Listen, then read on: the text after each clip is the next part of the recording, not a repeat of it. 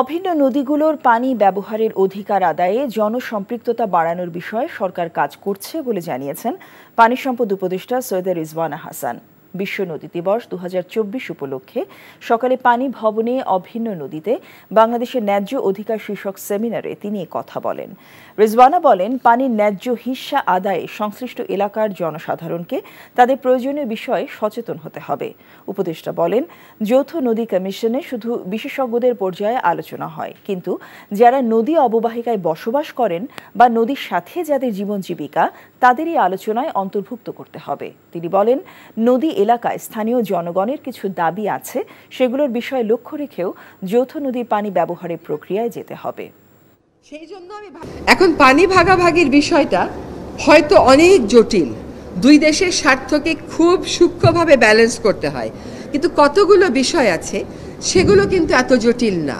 যেমন বন্যার পানি কখন বাংলাদেশে প্রবেশ করবে, কি মাত্রায় প্রবেশ করবে, বৃষ্টিপাতের মাত্রা কি, বাংলাদেশে কতটুকুন প্লাবিত হওয়ার সম্ভাবনা আছে, এগুলো তথ্য নিতান্ত মানবিক কারণেই শেয়ার করা উচিত এবং সম্ভব।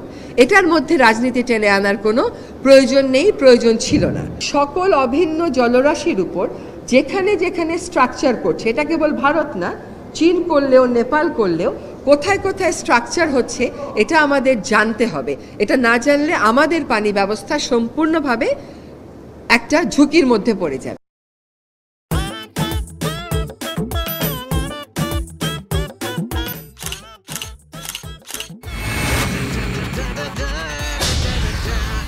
Thank you so much.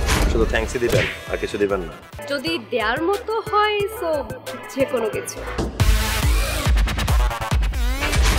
খুব খুশি লাগলো আপনার সাথে ডিল করে। Deal done. হ্যাঁ, 50 লাখ। বিউটিফুল।